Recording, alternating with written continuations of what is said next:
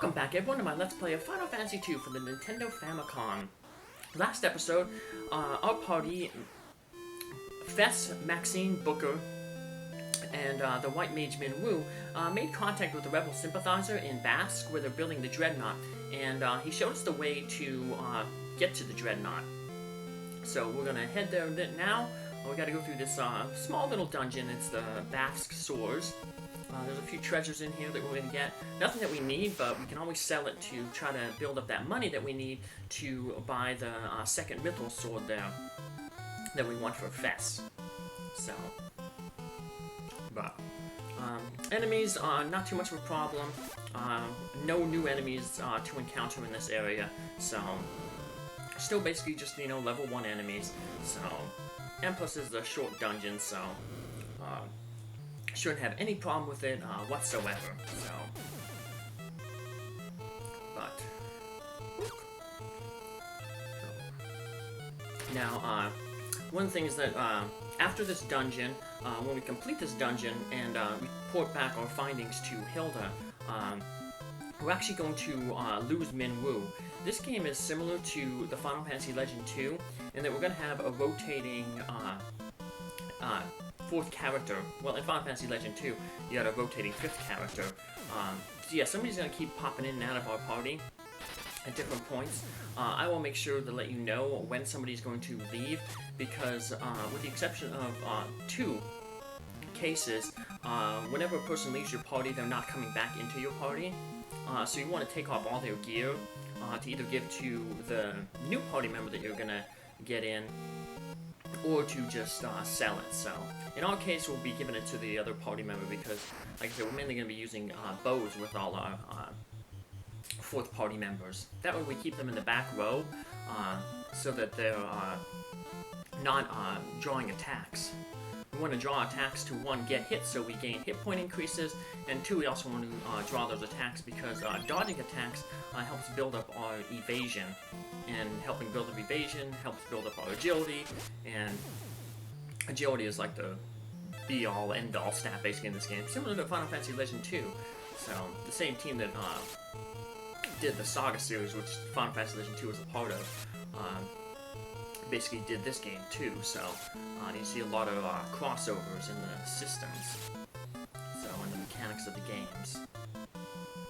So yeah, in that Final Fantasy Legends series 1 and 2, the third one is more like a regular RPG where you have experience points, and you just gain stats as you level up. But for like 1 and 2, yeah, agility is the king. It, you know, determines your hit percentages with strength weapons, your damage with agility weapons, your turn order, so yep, same thing here. We want to raise our agility, which is of course why we're not wearing any armor. Just relying on our shields to build up evasion. So, got some more potions. I want to save as many potions as we can because our next party member, who will be replacing Minwu, isn't a white mage, and won't have all those cure spells, so eventually we're going to want to start working Fess and building up his magic points and his spirit stat. Spirit is like the white magic equivalent of black magic's intelligence. The higher your spirit, the more accurate and the more potent, you know, white magic spells are going to be. So, and sometimes Fess will gain spirits, just points in his spirit stat, just from being targeted by spells. That's one of the glitches in the game. So, yeah, they cleared out a lot of the glitches that were in Final Fantasy 1, such as, you know, the elemental swords and family swords are not working. They're actually coded correctly in this game. They give plus 20 to the attack. But, you know, it's still an early game, and it kind of went like a little bit of a new direction, like I said, with the leveling, so yeah, there's still a little bit of bugs and mistakes, but so I want to work on a fire spell, because after this, our next dungeon is going to be an ice dungeon. Fire is going to be very, very effective there, so because enemies there are, you know, basically cold-based, and a lot of undead. seems like a lot of undead enemies always appear in icy areas. So, although I think like in like the zombie survival guide, they said like, you know, that obviously that's, you know, fiction. That, you know, zombies, the best place to go would be somewhere cold. The zombies wouldn't be able to kind of move; they would freeze. They don't have a metabolism to keep them heated up and moving. So, never really got into the big zombie craze, but I had a friend who was big into it. She had like World War Z book, the zombie survival guide, big into The Walking Dead. So never seen any of those shows or the spin-offs. So, but the only zombies I'm used to are the ones in these role-playing games. So, all right. This is the last floor here. It's kind of a little bit of a maze, but basically just stick to the outside and we'll be good. So yeah, I'm using the cure spell there to just help Maxine out a little bit there. Cure spells can also be used against undead and will damage them. So that's one way you can get your white mage to use a little bit of to do a little bit of extra damage to undead. But right now I'm just worried about getting that cure to heal up Maxine. She was pretty low there, so I'm gonna heal her up. Don't want to cause her to be knocked out because we do not have the life spell yet. Life spell restores your character to life. When we saw Minwu used it, so I guess, like I said, I guess I was wrong when I said we don't have the life spell. What I meant was that we don't have the life spell. Like my main 3 characters, well, Fess will be the one who gets it. He doesn't have the life spell. There's also, you can use the Insuna Tome. At a certain level, Insuna actually cures knockout status outside of battle, so. But we're gonna have to, like I said, get some money to do that, so. But after this, once we lose Minwu, our characters will be pretty strong enough that they'll be able to start taking on level 3 monsters. We may basically run into level 1 and 2 type monsters. But to the north of Finn is an area where there is level 3 monsters, and they have some good gold drops, good equipment drops, and they can also drop spell books. So now what I had to try Minwu there to do was you can also use life against undead, and if a life spell hits an undead successfully, it instantly defeats them. So Minwu though probably has terrible accuracy with his life spell because I have a bow equipped on him, and bow gives them massive 70% penalty to the accuracy of the life spell.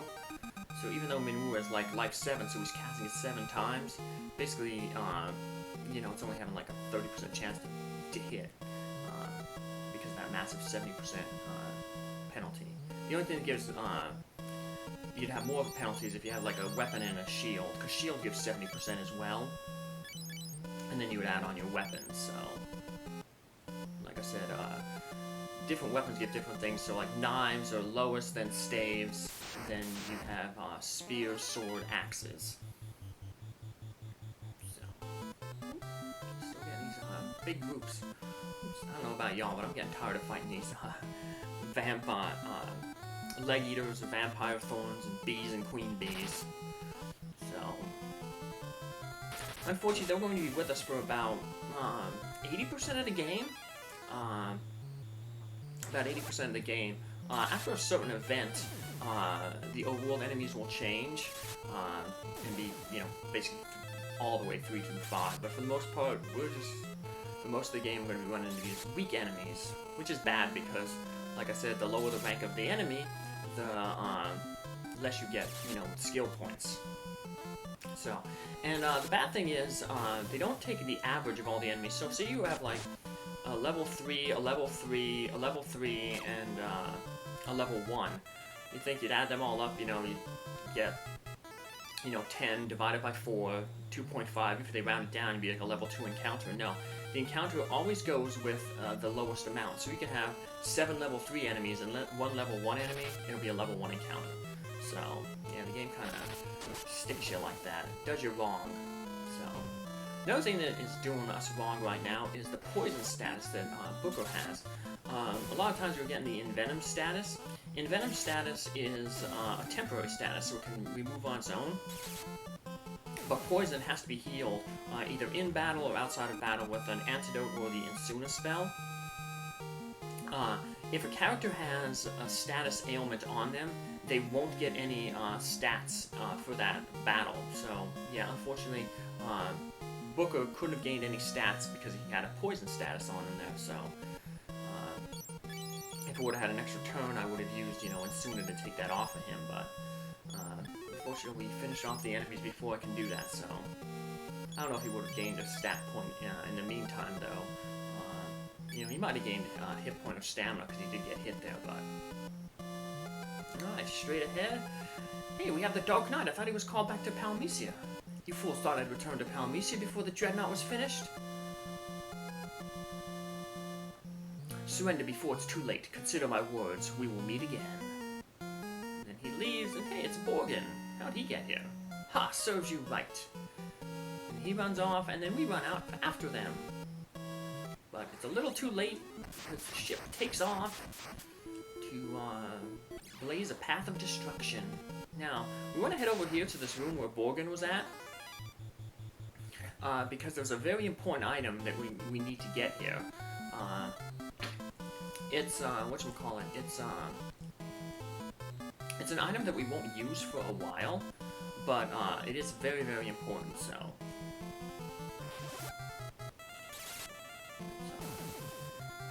Blizzard spell here to take these guys out. Finish them off. Yep, soldiers ain't too bad now, so... Still like a level 1 enemy, but at least with the Mythos Sword we can pierce their defense. So, what was a little tough was just, Fess and his longsword there. He still did a little bit of damage, but you can see Booker does much more. Plus Booker's been getting a lot more strength than Fess, so... Naturally, he's going to do some more damage. Strength also determines your accuracy of your weapons, too, so... Alright, Fess got some magic MP there, so... We're going to need to start working on his MP, because, like I said, he's going to become a white mage when Minwu leaves, so... Alright, so we want to get that treasure chest right there, the pass. So... Yep. And that's a special item. Later on, we're going to have to go to the Dreadnaught. And when we go to the Dreadnaught, in order to enter the Dreadnaught, you need the pass. Otherwise, you get into a battle with one of those captains that we saw back in Finn, those level 5 monsters that are really, really tough. So, yeah, definitely need that pass.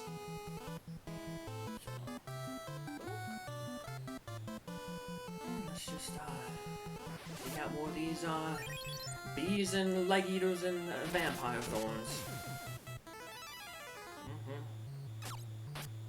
So, look. Well, like I said, y'all get tired of seeing these guys.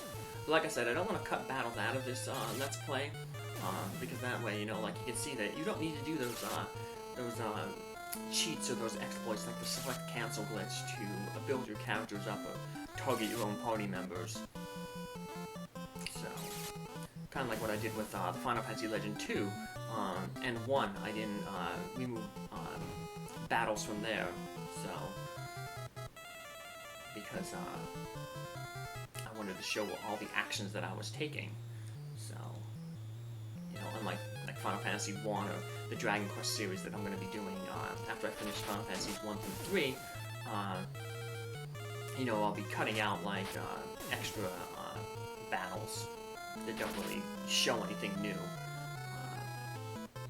Because in those games, Final Fantasy 3 included, you gain experience points, and that gives you your levels, not based on what you're doing. So there's no real exploits other than keep fighting a lot and gaining experience. So. Alright, luckily we have a warp out of here. We just step on that star tile and we get to warp out. We get to talk with the people again. We're doomed! We finally found this Dreadnaught. We're doomed! You must tell Princess Hilda about the Dreadnaught. The Dreadnaught headed for Pafsk. That's the town it sits. So we can sell a bunch of that gear that we got here. The long sword, the long bow. So, still short though, of our 1800 that we need for the mithril sword, the second mithril sword. Luckily the next dungeon has a lot of treasure in it, so... But we will get the money for the mithril sword just from grinding those level 3 monsters. Still don't know what the Dreadnaught's weakness is. Yeah, so this guy, it's very important to know, because otherwise you won't be told to go talk with Sid until you get back to Altair, and then you have to backtrack all the way to Poft. But if you talk with that guy right there, then you know, hey, when I head to Poft, which is where the game's telling you to go right now, because that's where the Dreadnought headed to, you'll know to talk to Sid and potentially learn the Dreadnaught's weakness. Because you have to learn a certain keyword from Sid to advance the plot when talking with Hilda back in Altair. So, to avoid that, a lot of that extra backtracking. We just want to make sure that we know to talk to Sid. So, Poft is over to the west here, around this mountain chain. We have a boat over there, so it's a good 32 gil spent to be able to take the trip from Poft to Paloom and vice versa, Paloom to Poft.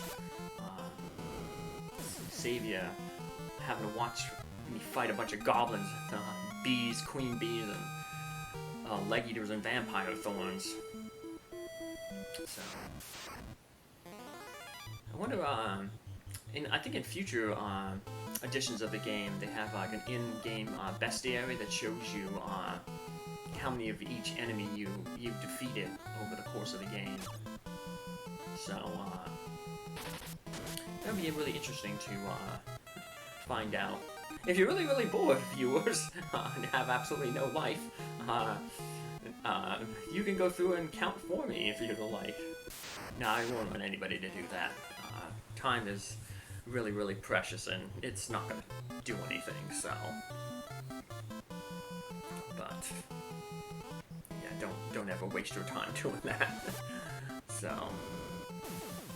I'm just glad that you're spending the little time that you have to watch my videos and maybe get some enjoyment out of them, and because that's basically what I'm doing them for. So I figured I was gonna play these games anyways, might as well you know, play them and put them out there online to have other people enjoy them with me. So the Dreadnought opened fire and killed everyone. Yeah, in the future remakes too, some of these buildings are destroyed, but obviously with, you know, NES capability graphics and cartridge size, it's kind of limited. So yeah, a lot of these towns are going to be much more empty. Since could pick up a mithril bow there. We're going to eventually want to pick up a mithril bow later on, but not that important right now. Like I said, our main goal is getting that mithril sword. So, yep, see all these people in the saloon are gone. Only Sid and his assistant. So, let's ask him about keywords. Airships are powered by Sunfire. The Dreadnought is no different. Let's learn Sunfire. That's the keyword that we're going to have to learn to tell Hilda. Controlling Sunfire is tricky. Let the flames get too high, then it'll blow up. You need to blow up the engine to destroy that ugly thing. So, I guess we're going to have to get some Sunfire and throw it down a thermal exhaust port right below the main port. Hopefully the shaft won't be ray shielded, and we won't have to be forced to use proton torpedoes. Because that's almost impossible, even for a computer. I don't care if you could bullseye Womp Rats in your T-16 back home. Those Womp Rats were, you know, slightly bigger than 2 meters. In the book, the Star Wars book, like, Wedge, who's the, Wedge Antilles is the one who says, you know, like, that's impossible even for a computer to shoot a proton torpedo in a 2-meter hole. And then Luke, you know, pipes in and says, like, I bullseyed Womp Rats in my T-16 back home, which was kind of like a civilian version of like an X-Wing type, or they're very similar. And, you know, that's when Wedge is like, well, were you targeting just one specifically, or were you shooting into a herd of them? So, I'm hurt, I don't think I'm gonna make it. So, Wedge kind of counters his, little dig there. They killed my daughter. Yeah, it was that pilot girl who was telling us that, you know, hey, she thinks you're cute. The Dreadnought attacked. So, yeah, a lot of folks, like I said, are gone missing here. So, eventually buy some more spells there from the shops here. But like I said, we're really hurting for money. But thankfully, after this, we'll be doing a little bit of grinding. I know you don't really need to grind, but it's just a short little grind just to get money. And that'll be basically all the grinding that you need to do. So, and basically the grinding, like I said, we're only grinding for money. So I mean, you can get it, you know, maybe like 2 or 3 battles depending on how lucky you are with drops. So as long as the enemies aren't dropping gold and instead dropping like equipment, like spell books, you can get some pretty rare spells early on in the game, including the Scourge Tome, which is or Arrow, which is their poison elemental spell. In this game, you won't be able to buy that until much later in the game. So, but all right, well, Minwu is about to leave us, so we want to make sure that we take off everything that he has and use his magic to heal ourselves up before we stay at the inn, so get as much use out of it as we can. So, but that'll do it for this episode. Come back in our next episode where we report to Hilda about the Dreadnaught. Take care. Have a good day. Bye.